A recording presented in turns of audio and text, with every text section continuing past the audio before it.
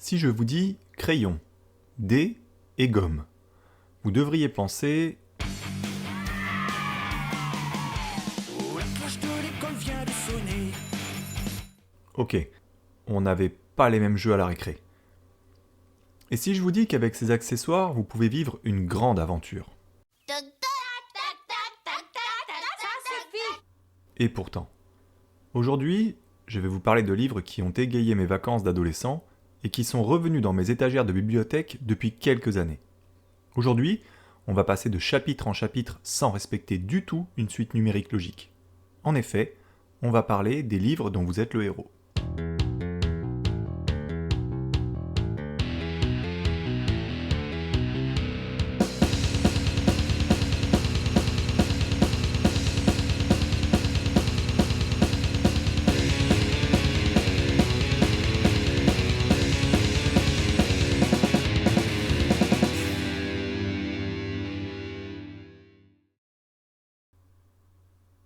Les livres dont vous êtes le héros fonctionnent selon un principe d'écriture hérité de bien des expériences littéraires de narration interactive ou en arborescence d'auteurs américains comme Denis Guerrier, John Tisladec, ou même français comme Raymond Queneau ou François Le Lyonnais.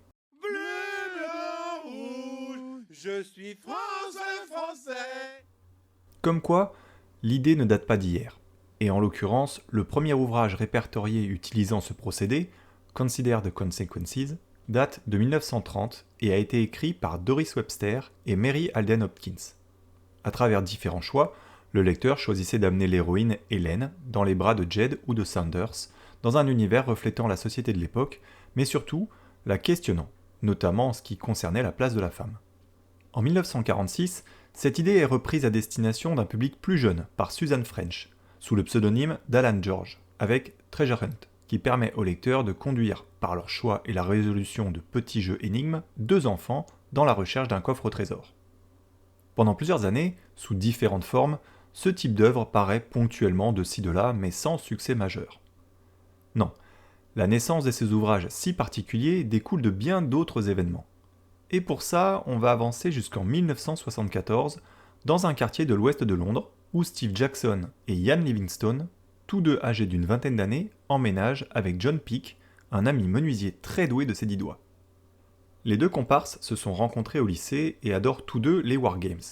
Comprenez par là des risques en version expert.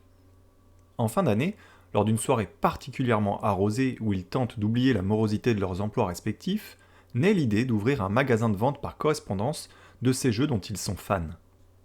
En effet, cette passion, bien qu'en développement dans tout le pays et ailleurs, reste compliquée d'accès, notamment en ce qui concerne les nouvelles sorties. Leur magasin, Games Workshop, veut répondre à ce manque. Oui, Games Workshop. Et afin de faire leur publicité, ils publient un bulletin amateur d'information mensuel, Owl and Weasel, qui inclut le catalogue de vente par correspondance des jolies versions bois de jeux classiques que John fabrique à la main. Quelques semaines plus tard, aux États-Unis, pour répondre aux frustrations des rôlistes isolés, alors que Donjons et Dragons fait parler de lui depuis un petit moment, Gary Gygax, co-créateur du fameux jeu de rôle, mais surtout les créateurs de Tunnel et Troll, tentent de corriger le tir en proposant des quêtes pouvant être jouées seules. Arrive alors Edward Packard, qui a pour loisir d'écrire des ouvrages destinés aux enfants, où ceux-ci décident de l'évolution du personnage principal. Inspiré par son propre travail de jeu de rôle en entreprise et par Donjons et Dragons, il considère son ouvrage Sugarcane Island, paru en 1976, comme une sorte de jeu de rôle sous forme de livre. Tout est dit. La différence avec ce qui existait jusque-là, les choix peuvent guider à la mort du personnage principal. Une sorte de game over littéraire. De plus, Sugarcane Island place directement son ou sa propriétaire comme le personnage principal, une lecture à la première personne agrémentée de dessins en vue subjective pour conforter le tout. La collection Choose Your Own Adventure est née, représentant 230 titres traduits dans différentes langues pour un total de plus de 260 millions d'ouvrages. Les thèmes abordés restent dans notre monde terre-à-terre. On y incarne en effet des archéologues, des médecins, des pilotes, des explorateurs. Ces lectures sont même très appréciées des bibliothécaires puisqu'elles amènent nos chères têtes blondes à lire. Il faut lire, il faut lire. Mais revenons sur le vieux continent auprès de Steve Jackson et Ian Livingstone. Là où le hasard fait bien les choses, c'est qu'un exemplaire d'Owl and Weasel traverse l'Atlantique pour se retrouver dans les mains du fameux Gary Gygax, qui fait parvenir aux deux Anglais un exemplaire de Donjons et Dragons, espérant qu'ils en feront la publicité dans une de leurs prochaines parutions. L'histoire, comment c'est foutu, comment ça s'enchaîne. Au départ, la mécanique de jeu est un peu trop complexe pour Ian et Steve, qui ont du mal à appréhender le potentiel de ce nouveau concept qui prendra le nom de jeu de rôle. Mais à l'occasion d'une session de jeu à l'université de Londres avec des initiés, tout s'accélère, et ils deviennent fans. De fil en aiguille, Games Workshop devient le distributeur exclusif du plus célèbre des jeux de rôle en Europe, amenant John Peake à quitter la boutique car ses services n'ont plus autant d'intérêt. En 1977, Ian propose d'arrêter Owl and Weasel et de lancer, à plus grande envergure, un nouveau magazine dédié à la fantasy, la science-fiction et aux jeux y étant rattachés. En juin, paraît donc le premier numéro du mensuel White Dwarf, toujours édité à ce jour. Mais Ian et Steve ont déjà une nouvelle idée en tête. Au mois de juillet 1982, TSR, l'entreprise fondée par Gary Gygax, encore, commence la publication d'une collection de livres appelée les Endless Quests, dont le modèle est basé sur celui des Choose Your Own Adventure. La journaliste Rose Estes en est la première auteure. Plusieurs séries parallèles seront lancées pour un total à ce jour d'environ 16 millions d'ouvrages vendus. La seule différence notable entre les Endless Quests et les Choose Your Own Adventure, c'est que le personnage principal et la quête sont maintenant bien définis par le scénario. Au-delà de ça, la progression continue de se faire uniquement par choix de chapitres.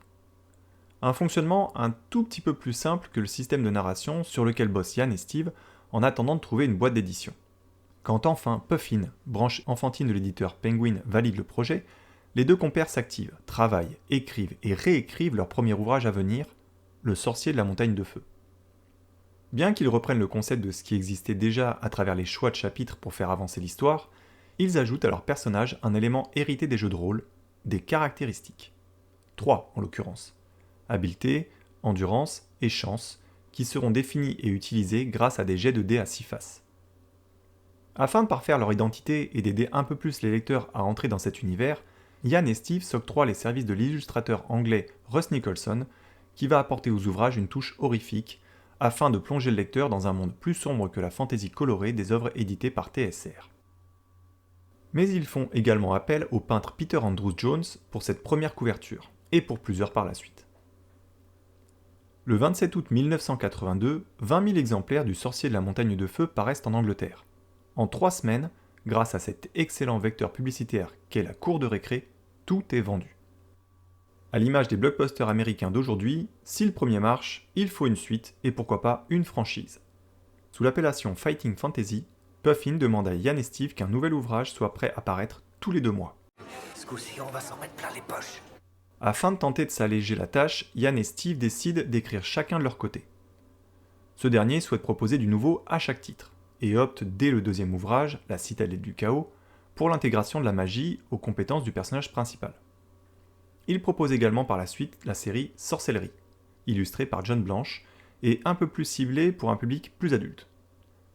Elle est composée de 4 tomes pouvant à la fois être joués de manière autonome, mais également les uns après les autres afin de proposer une aventure longue de 2265 paragraphes.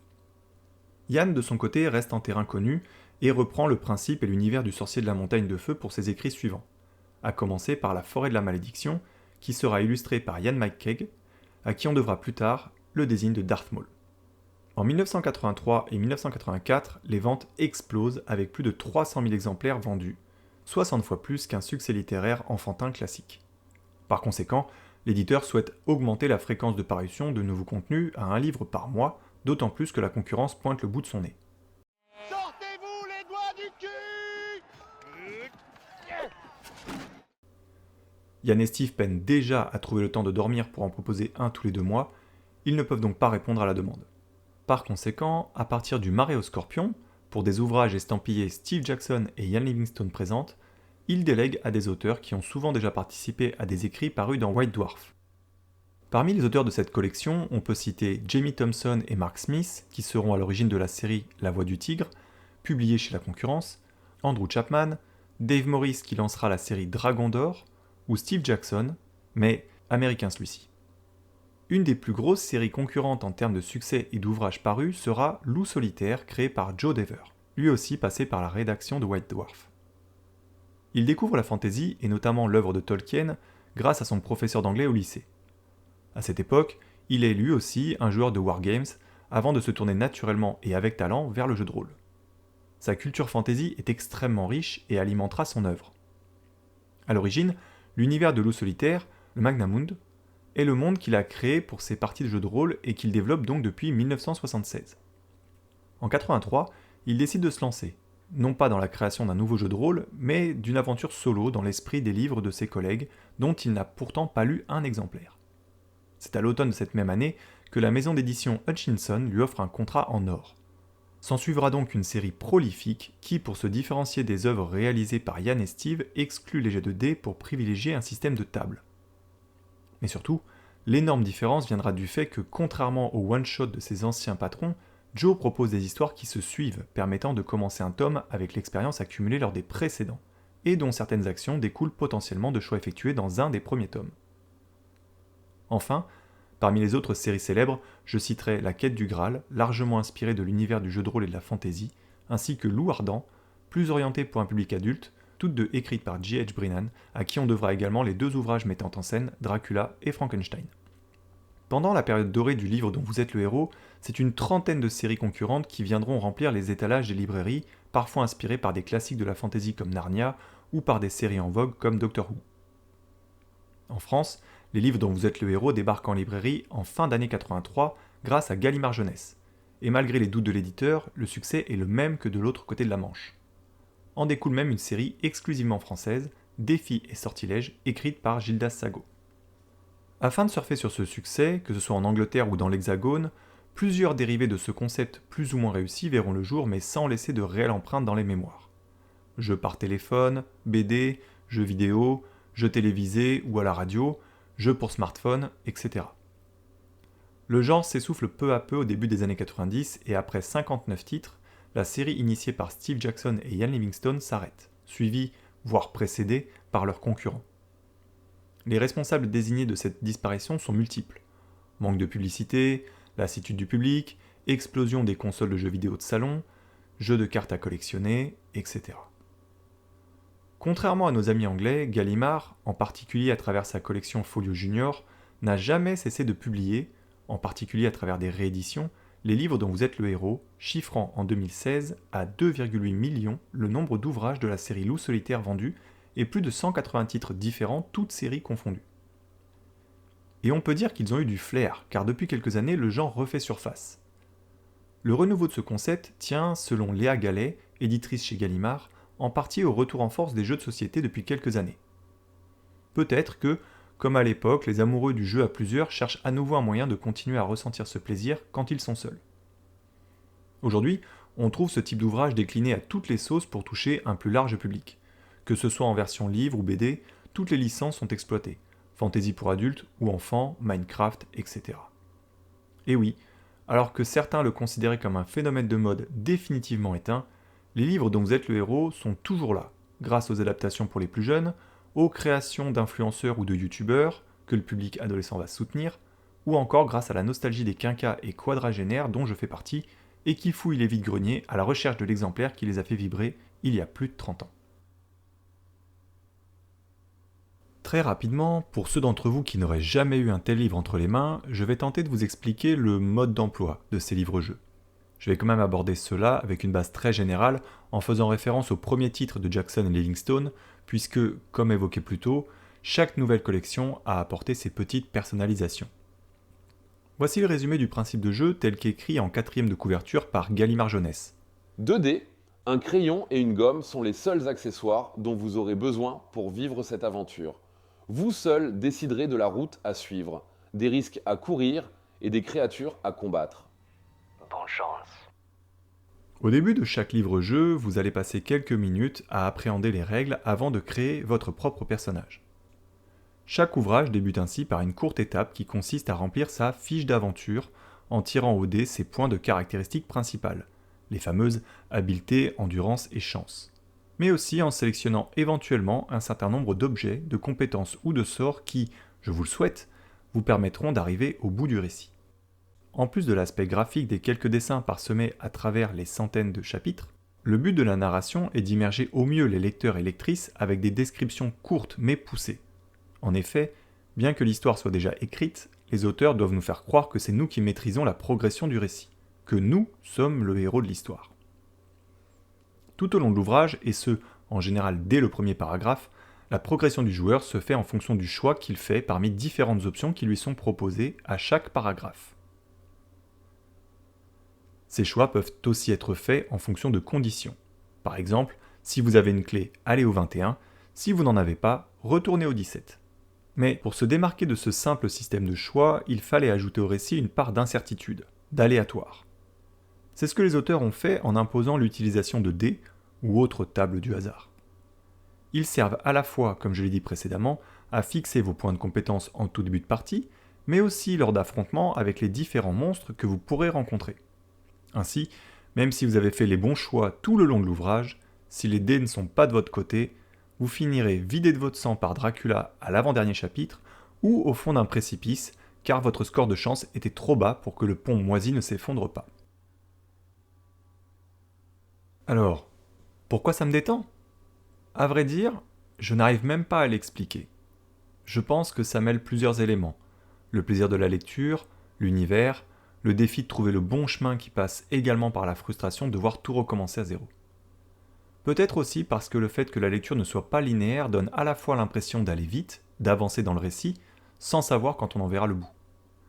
On a parfois le sentiment d'être proche de la fin alors qu'en fait, la quête n'en est qu'à son premier tiers. Et tout ça parce que sans le savoir, on a tourné en rond en choisissant des chapitres inutiles. Cette tension constante de ne pas savoir si ton prochain choix ou ton prochain jet de dés ne va pas te ramener au chapitre 1 fait que tu n'as jamais envie d'arrêter de jouer, comme si le coup suivant pouvait t'amener à la conclusion de ton aventure. Le fait de passer de chapitre en chapitre rapidement a obligé les auteurs à nous mettre constamment en action. Ici, pas de description qui dure des pages sur des détails de la commode de chambre d'un vieux de la pension Vauquier. Balzac, si tu m'entends, je te déteste. La mise en place du récit est très rapide et chaque chapitre fait avancer l'intrigue vitesse grand V. On n'est pas sur du binge-watching de séries télé, on est dans du binge-reading de chapitres littéraires. L'avantage avec cette évolution découpée, c'est qu'avec une vie de famille, je peux faire quelques chapitres lors de quelques minutes tranquilles et m'arrêter quelques heures pour jouer avec mes enfants ou aller faire une course. Bien évidemment, c'est toujours aussi frustrant qu'il y a 30 ans de devoir s'arrêter en pleine aventure, mais moins que de m'arrêter entre deux paragraphes de mon dernier roman. Et comme tout le monde, j'ai triché. Que ceux qui n'ont jamais triché à ces livres me jettent la première pierre.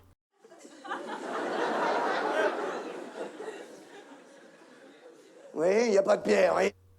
De toute façon, la triche a très rapidement été considérée comme un recours plus qu'éventuel, même pour les auteurs. À vrai dire, nous nous attendions à ce que la plupart des lecteurs trichent en plaçant leurs doigts entre les pages sur les paragraphes précédents. Nous avions l'habitude de dire que c'est pour cela que Dieu nous a donné 10 doigts, pour que nous puissions tricher à nos défis fantastiques. Enfin, en faisant mes recherches, j'ai découvert que les livres dont vous êtes le héros et Games Workshop étaient liés puisqu'ils ont les mêmes créateurs. Fan des livres depuis mon enfance et grand visiteur des Games Workshop à la fin de mon adolescence, je me dis que l'idée de fond qu'avaient Yann et Steve de toujours ramener le public de leur production à leur magasin est, avec moi aussi, un pari réussi sans que je ne m'en rende compte. En conclusion, depuis plus de 40 ans, les livres dont vous êtes le héros trônent dans nos bibliothèques, nos étagères, nos librairies, et malgré l'ère du numérique, il semble que le genre puisse encore attirer quelques néophytes ou vieux briscards nostalgiques. Ces livres, c'est un peu comme la vie. Ce sont les choix que tu fais qui te font avancer, potentiellement jusqu'à l'échec. Il n'y a aucun moyen de savoir à l'avance si tes choix sont les bons tant que tu n'as pas assez avancé. Et même quand le choix te semble évident, c'est peut-être pas le bon. La différence avec la vie, c'est qu'une fois que tu sais que tu as fait le mauvais choix, tu peux revenir en arrière, voire recommencer à zéro en sachant les pièges à éviter la fois suivante. Dans la réalité, on aimerait tous avoir le pouvoir de remonter le temps pour corriger les erreurs du passé.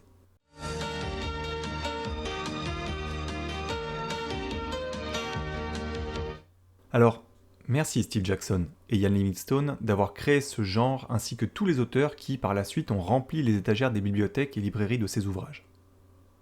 Voilà ce que je peux vous dire au sujet des livres dont vous êtes le héros et en quoi ils me permettent encore aujourd'hui de m'évader le temps de quelques chapitres. Si cette vidéo vous a plu, n'hésitez pas à la liker et à la partager pour m'aider à me faire connaître. N'hésitez pas non plus à la commenter, avec des réponses à choix multiples, et à me dire quel livre dont vous êtes le héros vous préférez ou sous quelle autre forme vous avez connu le principe d'avancer par embranchement multiple. Enfin, pensez à vous abonner pour ne rien rater de mes prochaines sources de détente. A très bientôt pour une nouvelle vidéo. Pour ma part, je vais me détendre un peu.